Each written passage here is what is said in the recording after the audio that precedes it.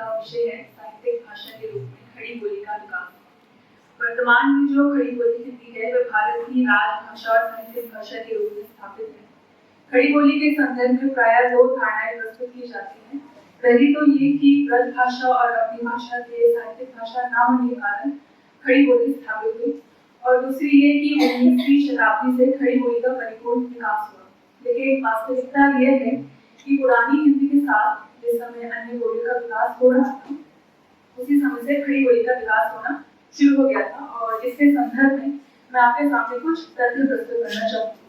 सबसे पहले खड़ी बोली की आरंभिक प्रवृत्तियां सिद्ध और नाथों के साहित्य में मिलती है, जैसे रा के स्थान पर ना का प्रयोग, अकारांत इकारांत अनुनासिकता जैसे भाषिक प्रयोग हमें देखने को मिलते हैं।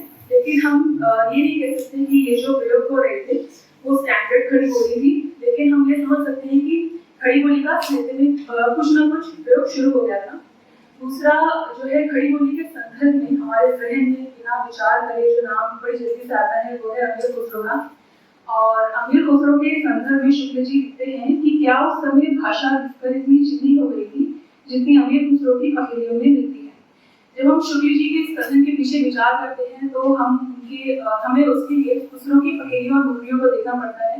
इसमें हम ये देखते हैं कि उनकी जो पहेलियों में खड़ी बोली का रूप है वो काफी ज्यादा शुद्ध और आधुनिक है। और इसके लिए मैं एक उदाहरण प्रस्तुत करना चाहूंगी। एक थाल मोती से भरा, सबके सिर पर औंधा धरा, चारों ओर वे थाली फिरे, मोती उससे एक न गिरे। और सबसे ज्यादा आश्चर्यजनक बात यह है कि जो ये खड़ी बोली का शुरुआती रूप है वो आज की खड़ी बोली हिंदी जो हम बोलते हैं उससे बहुत मिलता जुलता है। और खुसरो के बारे में हम सब जानते हैं, प्रतिभाशाली व्यक्ति हैं। खड़ी बोली, अवधी, ब्रज भाषा, फारसी सभी भाषाओं को या उनकी शब्दों को एक ही भाषा प्रभाव में घूम करके जो है काव्य रचना कर देते हैं। और बहुत ही प्रसिद्ध है, हम सबने सुन रखा है। निहाले मिस्की मगुन तगाफुल दुराए नैना बनाए बतिया, सखी पिया को जो मैं न देखूं तो कैसे काटूं अंधेरी रतिया। इसके बाद हम चलते हैं ग्रंथ साहित्य की तरफ, और उसमें भी खड़ी बोली को आधार बनाकर साहित्यिक रचनाएं हो रही थी। उदाहरण हमारे पास है कबीर का। जी हाँ, वही कबीर जिन्हें हजारी प्रसाद द्विवेदी भाषा का निकेतन कहते हैं। तो शुक्ल जी कहते हैं उनकी भाषा को सदुपयोगी भाषा, और उनकी साथियों में भी खड़ी बोली का कुछ न कुछ प्रयोग हो रहा था। उदाहरण आपके सामने है। जैसे कबीर कहते हैं कि जो बिछड़े हैं प्यारे से, भटकते दर बदल फिरते, हमारी याद है हमें, हमन को इंतजारी क्या। तो इसमें भाषिक रूप जो प्रयोग देखते हैं वो खड़ी बोली का है, और हमन का प्रयोग किया गया है जो भाषा की बोलीपन को और दर बदल फारसी प्रयोग को स्पष्ट रूप से दिखाता है। और 17वीं शताब्दी के संत मरुदास के साहित्य में भी हमें यही प्रवृत्ति देखने को मिलती है। और वो लिखते हैं, आलस पर हम सबने ये दोहा सुन रखा है, बहुत प्रसिद्ध है। अजगर करे न चाकरी, पंछी करे न काम, दास मलुका के गए सबके दाता राम। और इसी प्रकार रीतिकालीन काव्यों की तरफ जब हम चलते हैं तो हमारे सामने दरिया साहिब, पलटू साहिब और यारी साहिब जैसे संत कवि हैं जो भाषा में लिख रहे थे, वे खड़ी बोली के निकट थी। और अकबर के दरबारी कवि हैं अब्दुल रहीम खान खाना, तो उनकी रचना है वनमास्टर। और वो खड़ी बोली का जो है अगर हमको प्रयोग देखना है उस काल में किस प्रकार से हो रहा था, तो कुछ उदाहरण है उसी का एक दोहा आपके सामने है। रनमन पानी राखे फिर पानी सब सोम, पानी गए न उभरे मोती मानस जो। तो इस प्रकार से हम समझ सकते हैं कि खड़ी बोली का प्रयोग आदिकाल से लेकर रीतिकाल तक की रचनाओं में हो रहा था। फिर दक्षिणी हिंदी में खड़ी बोली का क्या योगदान है, इसके बारे में मैं आपको थोड़ा बताना चाहूंगी। 13वीं शताब्दी के अंतिम दशक में सुल्तान अलाउद्दीन का जो है दक्षिण अभियान शुरू हुआ, जिसके कारण भी कई कर्मचारी, अधिकारी और व्यापारी बीजापुर तथा कोलकाता आदि के क्षेत्रों में गए, और उनके साथ उनकी भाषा भी गई। और वो भाषा थी दिल्ली के आसपास के क्षेत्रों की भाषा, जिसे कौरवी कहते हैं, और वर्तमान में उसे हम खड़ी बोली कहते हैं। तो जो उत्तर भारत से दक्षिण भारत जो लोग आए थे, धीरे धीरे उनकी जो भाषा थी उस पर यहाँ की जो भाषा है कन्नड़, तेलुगु, तमिल, मराठी, इसका प्रभाव होने लगा। और इसी कारण ये पूरे भाषिक संक्रमण से एक ऐसी भाषा का विकास हुआ जो अपने व्याकरणिक ढांचे में खड़ी बोली की समान थी, भारी कलेवर में फारसी की समान थी तथा प्रकृति में समासित थी। और दक्षिण की जो रचनाकार है, जब उनकी रचनाओं का अध्ययन करते हैं तो उसमें जो उनकी रचनाएं हैं, जो खड़ी बोली का प्रयोग है, वो उत्तर भारत की खड़ी बोली से बिल्कुल मिलता जुलता है। और इसके लिए भी मैं आपके सामने 3 उदाहरण प्रस्तुत करना चाहूंगी। सबसे पहले है बली कथी। ये दक्षिण के जो है बड़े ही प्रसिद्ध कवि हैं, उनकी गजल के कुछ अशार आपके सामने प्रस्तुत करना चाहूंगी। जिसे इश्क का तीर काहे लगे, उसे जिंदगी क्यों न भागी लगे, वही को कहे तू अगर एक वचन, रकीबों के दिल में कटाई लगे। दूसरा उदाहरण है ख्वाजा बता नवाज येसुदराज का। इन्हें दक्षिण हिंदी के प्रथम हिंदी गद्यकार माना जाता है और ये लिखते हैं कि मैं आशिक उस पीर का जिसने मुझे जीत लिया है। तीसरा उदाहरण है मुल्ला बशी का। उनकी एक रचना है सबरस। इसमें हम दक्षिणी हिंदी गद्य का सर्वश्रेष्ठ साहित्य देख सकते हैं। उदाहरण है सूरज यूं ही रंग आसमानी बने कि खिलिया कमल फूल पानी बने। तो इस प्रकार से हम दक्षिणी हिंदी की रचनाओं से भी आज रूबरू हुए हैं। इसके साथ ही प्रवर्ती गद्य लेखकों में मीराजी, शमशुरुशाह, शाह कलंदर, बुरहानुद्दीन जानम और अमरुद्दीन आला का नाम उल्लेखनीय है। तीसरा बिंदु है मेरी चर्चा का 19वीं सदी में खड़ी बोली हिंदी का विकास किस तरीके से हुआ और इसके बारे में मैंने थोड़ा सा शुरुआत की प्रस्तावना में चर्चा करी थी। तो 19वीं सदी में खड़ी बोली का विकास बड़ी तेजी से हुआ और इसी के साथ ब्रजभाषा का पतन हुआ, जिसके पीछे मुख्य कारण ये है कि ब्रजभाषा आधुनिक संवेदनाओं को व्यक्त करने में चूक सी रही थी और खड़ी बोली इसमें सक्षम थी। दूसरी ओर ब्रिटिश हुकूमत और भारतीयों के बीच में जो जद्दोजहद चल रहा था उसमें एक ऐसी भाषा की आवश्यकता थी जिससे भारतीय अपनी भावनाओं को ब्रिटिश हुकूमत तक पहुंचा सके। तो उसके लिए खड़ी बोली एक उपयुक्त साधन थी। तो हमारे सामने ये दो कारण हैं जिसकी वजह से खड़ी बोली का विकास उस समय में बड़ी तेजी से हुआ। और 19वीं सदी में फोर्ट विलियम कॉलेज हमारे सामने है। कलकत्ता के सरजमीन पर ब्रिटिश हुकूमत की बदौलत उसकी स्थापना हुई और जॉन गेल प्राइस 1800 में उसके प्रिंसिपल थे। तो जॉन गेल प्राइस जो थे उन्होंने खड़ी बोली को पूरे भारत की व्यवहारिक भाषा के रूप में मानते हुए उसकी कई शैलियों का विकास कराया और चार हम सभी पढ़ रखा है, ललितलाल जी, सदन मिश्र जी और इंशाल्लाह खान, एक नाम भूल गई मैं। तो उनके माध्यम से उन्होंने खड़ी बोली के विकास में काफी योगदान दिया।